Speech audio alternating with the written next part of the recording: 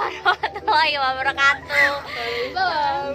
Yes, tadi aku sama Cilmi kan udah muter-muter tuh nunjukin kalian video jalan-jalan. Nah, kalian tahu nggak kita itu bakal bahas apa? Bahas yang hubungannya ada sama pohon, ada sama kali, ya kan? Apa ya? Terus sama tumbuhan tentunya. Tuh. Ini tuh tumbuhan ya wes lah. Dua, pokoknya kita bahas dua ya bang. Yes, sing bisa jawab bakal kita kasih senyuman. Ya wes. Yap, kita bakal bahas Tentang terapi cinta alam dan terapi menanam. Setahu ya Cil ya, alam itu memberikan manfaat itu bagi lingkungan ngono lho, cek sejuk, terus buat rekreasi. Terus apa hubungannya sama konseling ngono kira-kira? hubungannya sama konseling ya. Yes. Justru itu ada banget, soalnya kan itu tadi kan apa berhubungan dengan lingkungan. Nah lingkungan kan bisa buat kita relax segala macam. Nah itu kan mulai ada hubungan sama konseling. Nah jadi kesimpulannya alam itu ada hubungannya sama kesehatan mental kayak gitu. Oh, I see. Nah terus kalau menanam kan cuma nanam bang. Loh, ada lah. Kon misalnya ya di rumahmu itu gak ada tanaman sama sekali. Itu kan kayak gorsang panas semuanya nang Surabaya kan. Nah, terus ternyata saat kita menanam terus memperhijau rumah kita itu ada hubungannya sama tadi relaksasi, terus refreshing, terus sama ternyata ada hubungannya juga buat penyembuhan penyakit mental gitu. Oh gitu. Yes. Sama ya berarti kayak Oh. ya hampir sama lah ya. Iyalah, sebenarnya. kan tumbuhan itu masuk di alam sih. Oh iya betul. Oke siap. Ya wis lah. Iya jadi kita bakal bahas dua itu, terapi cinta alam sama Terapi menanam. gimana lanjutannya? Cikidut. Ya, kita mau ngomongin tentang apa? Iya, terapi cinta alam dan terapi menanam. Pertama, kita bahas terapi cinta alam ya. Ini suaranya Cilmi ya. Tapi nggak enak deh kalau abu-abu. Ya. Iya, jadi terapi cinta alam ya. Ngomongin terapi cinta alam, apa kalau terapi cinta alam itu yang bisa ngelakuin cuman Desti doang? Tentunya enggak. Ya, semuanya bisa kok ngelakuin terapi cinta alam, jadi nggak usah khawatir. Karena apa? Karena terapi cinta alam itu terapi yang melibatkan alam untuk meningkatkan kesehatan manusia, baik kesehatan fisik maupun kesehatan psikis. Jadi nggak usah khawatir, cuman Desti doang yang bisa ya. Dan terapi ini sifatnya itu timbal balik. Nah, kok bisa timbal balik? Karena terapi ini tuh melibatkan yang namanya cinta, ya kan? Kan terapi cinta alam, ya kan? Nah, terus cinta itu meliputi kasih sayang, rasa ingin menolong, memenuhi kebutuhan, menghormati, empati, dan lain-lain.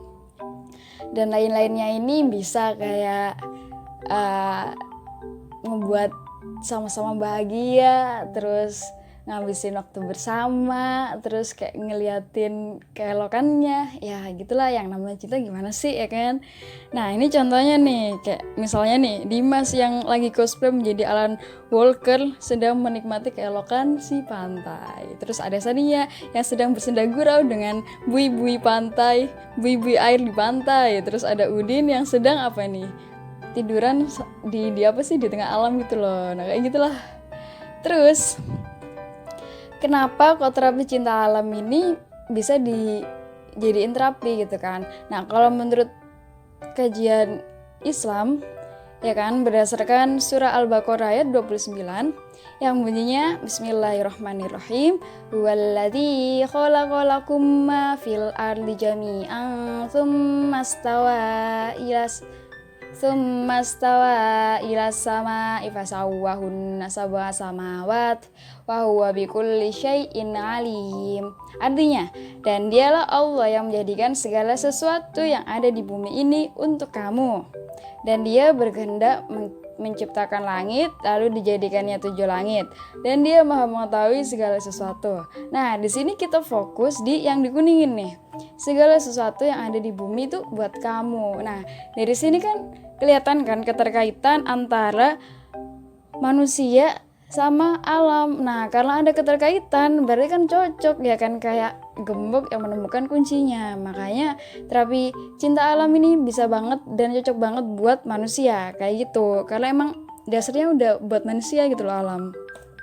Nah terus kalau menurut perspektif apa ya, ilmiahnya gitulah ya, jadi sempat ada penelitian. Nah jadi waktu itu ada 2 kelompok kecil gitu diminta untuk yang satu tuh jalan selama 30 menit di Teluk San Francisco, yang mana di situ tuh pemandangannya tuh bagus, udaranya sejuk kayak gitu. Nah terus kelompok yang satunya disuruh jalan di pusat kotanya Francisco. Nah terus nih jalan dulu ya kan. Nah terus ternyata hasilnya kelompok yang jalan di Teluk San Francisco ini korteks prefrontal subgenualnya tuh mengalami peningkatan kerja. Penurunan kerja ya, penurunan kerja.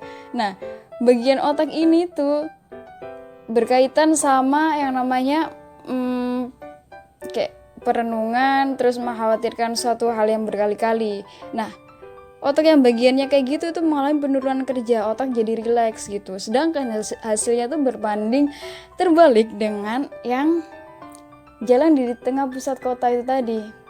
Mereka mengalami peningkatan kerja di bagian otak tersebut gitu. Nah di sini kan kelihatan banget, oh ternyata terapi cinta alam sangat bermanfaat sekali buat manusia gitu. Khususnya untuk otak. Nah kalau untuk penyakit-penyakit, apa manfaatnya terapi cinta alam? Nah ini nih ada. Nah, ini bukan buat penyakit doang sih sebenarnya. Tapi yang pertama ada ini, meningkatkan sistem imun tubuh, terus meningkatkan sistem peredaran darah, terus meningkatkan fungsi pernapasan, terus meningkatkan kemampuan sosial, memperbaiki mood, ini penting banget.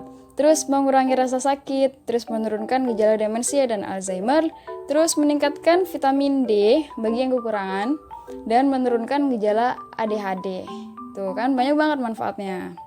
Terus pengaplikasiannya gimana? Oke, jadi untuk pengaplikasian terapi cinta alam itu bisa dilakukan dengan meditasi di alam bebas. Ini kayak yang gambar ini. Bisa dilakukan secara individu maupun kelompok, ya gitu kan. Terus kalau misal kelompok, biasanya tuh ada pemimpin kelompoknya. Nah, pemimpin kelompoknya ini biasanya tuh konselor gitu atau seorang profesional gitulah, tapi nggak harus ada gitu, jadi bisa pakai profesional, bisa dilakukan sendiri gitu, enaknya kayak gitu kalau terapi cinta alam. Terus bisa juga dengan berbengong-bengong di pinggir kali kayak si mbaknya ini, atau kalau nggak gitu itu barefoot on the grass, itu jalan nyeker di atas rumput-rumput hijau. Atau kalau nggak gitu bisa juga dilakuin di dalam ruangan, jadi nggak harus di alam bebas, kayak misal si mbak ini menikmati mentari di dalam ruangan ya kan, kayak gitu. Terus bisa juga dengan menanam. Nah terapi menanam, nanti terapi menanam ada itu penjelasannya yang lebih lanjut ya. Terus bisa juga dengan pengaplikasian melalui interaksi dengan hewan, kayak memberi makan, terus kayak video yang satu ini misalnya.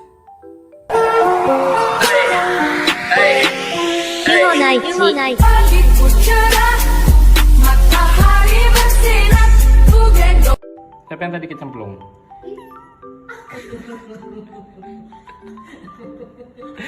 Tunjuk tangan. Pinter.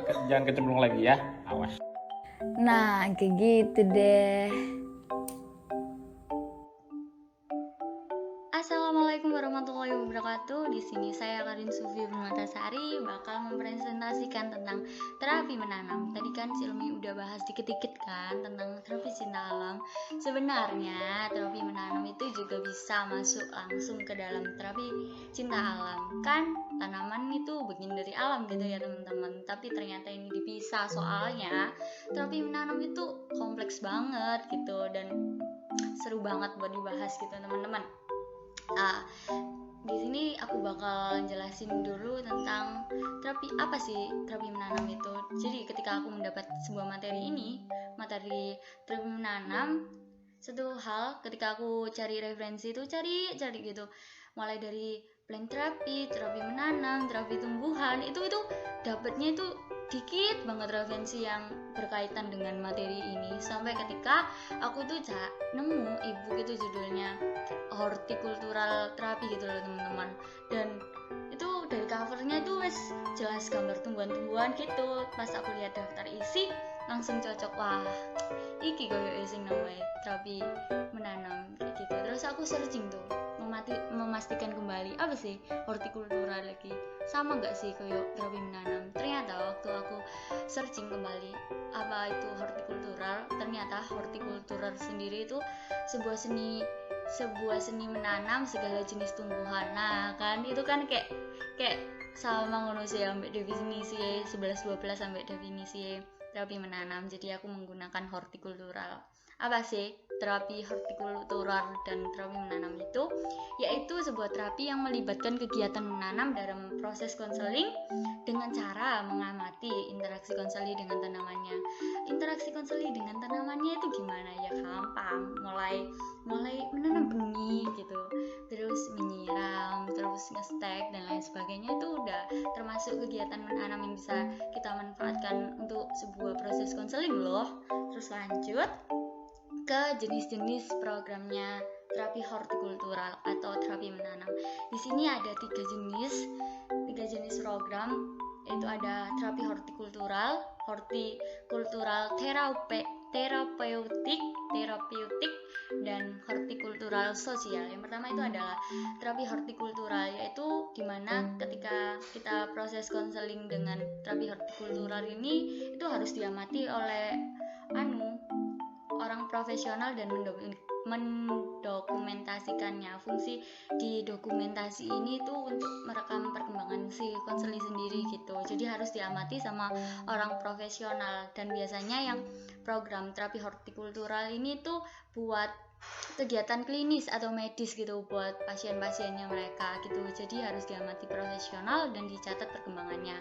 Kalau misalnya hortikultural terapeutik itu tuh gak perlu didokumentasi dan didampingi profesional, soalnya itu bertujuan untuk kesejahteraan sosial aja, biar menemukan rasa empati dan lain sebagainya. Itu misalnya aja konseli yang udah marah, itu biar ngurangi itu bisa pakai hortikultural terapeutik gitu. Terus yang program ketiga, hortikultural sosial.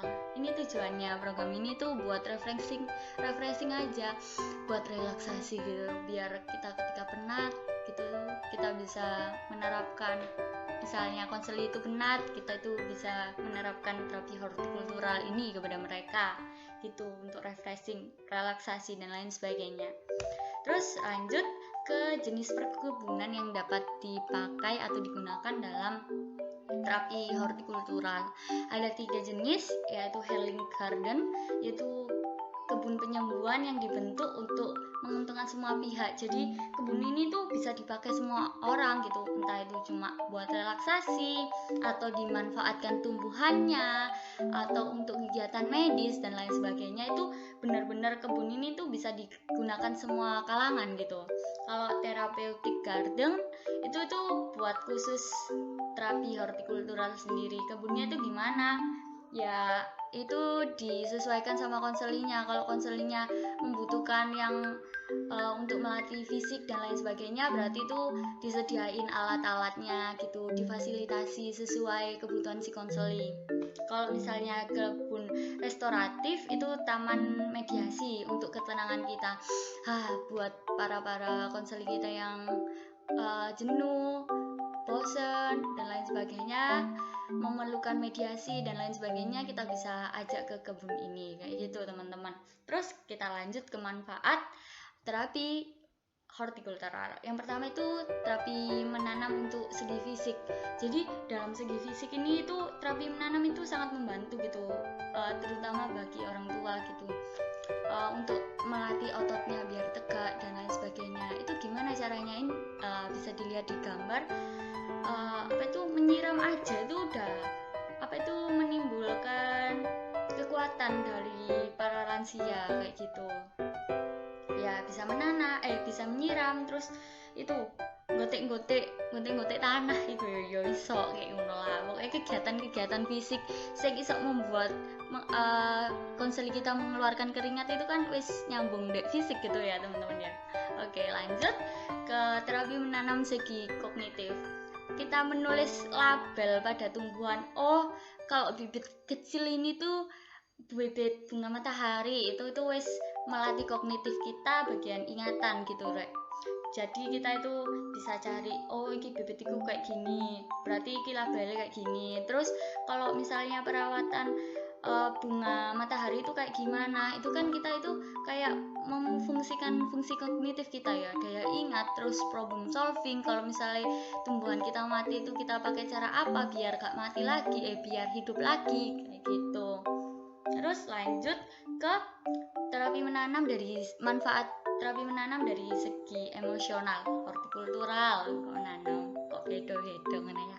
Kalau misalnya dari segi emosional itu kita bisa menggunakan tanaman untuk menumbuhkan rasa peduli gitu.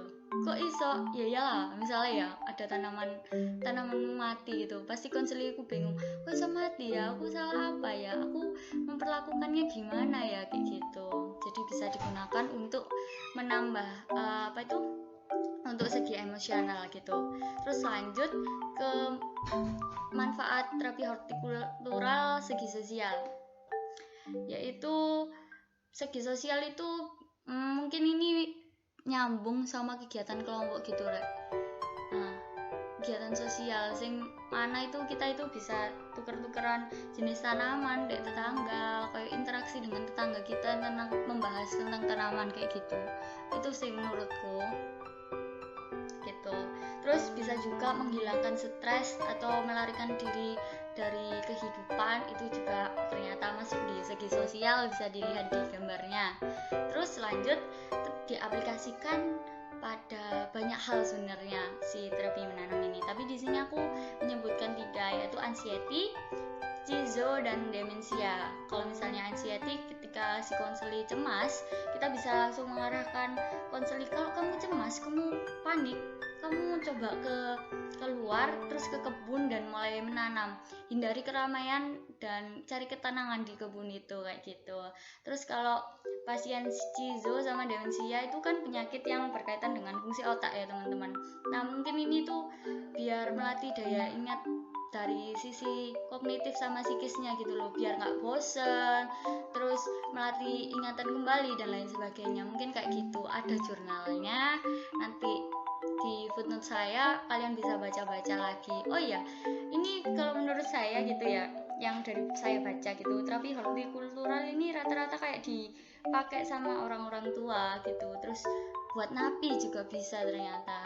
Tapi waktu aku diskusi sama Cilmi, ternyata terapi hortikultural ini juga bisa digunakan buat kaum milenial gitu. Waktu pandemi ini banyak orang yang tiba-tiba suka nanam gitu, right? Jadi terapi menanam ini tuh sangat banyak manfaatnya gitu buat kehidupan kita sehari-hari, baik yang sederhana, manfaat yang sederhana sampai yang kompleks kayak yang mengobati anxiety, schizo, sama demensia ini gitu. Kalau misalnya yang pengaplikasian ini aku nggak jelas, aku mohon maaf ya teman-teman, kalian bisa baca makalah aku aja, nanti aku pelajari lagi. Udah kayak gitu ya teman-teman. Sekian dari saya. Assalamualaikum warahmatullahi wabarakatuh. Terima kasih. Nah, tadi kan Cilmi sama aku udah mempresentasikan kan pakai PPT. Terus kita bakal nyimpulin jadi isinya apa. Nah, tapi aku nyimpulinnya itu nggak sesuai materi tadi. Kan ngapain ngono ya, diulang maneh ngono kan. Jadi aku ngasih tambahan informasi lain. Ternyata terapi menanam itu ya Cil, itu ada asosiasi resminya ngono loh. Ada kumpulannya gitu. Oh, perkumpulannya. Iya, aku tapi gak nang Indonesia resmine di Amerika. Oh, di Indonesia gimana? Gak ngerti ya aku. Mungkin ada tapi gak terkenal gitu ya. Oh, iku ono hubungannya yo. Bu Risma iku kan proyek iku nang Surabaya kan taman-taman ngono ya. Apa gak bentuk asosiasi iku terapi menanam aja. Iya ya kan. Karena kan manfaatnya kan. Dan kan uangnya pemimpin jadi kayak efeknya lebih luas. Luas, jadi nah itu mungkin bisa jadi inovasi buat Atau kalian yang ngawalin. yes bener. Apa ke kita? Kayaknya saya presentasi Kita kalian maksudku. kita semua. Yes. Yes. Kita semua.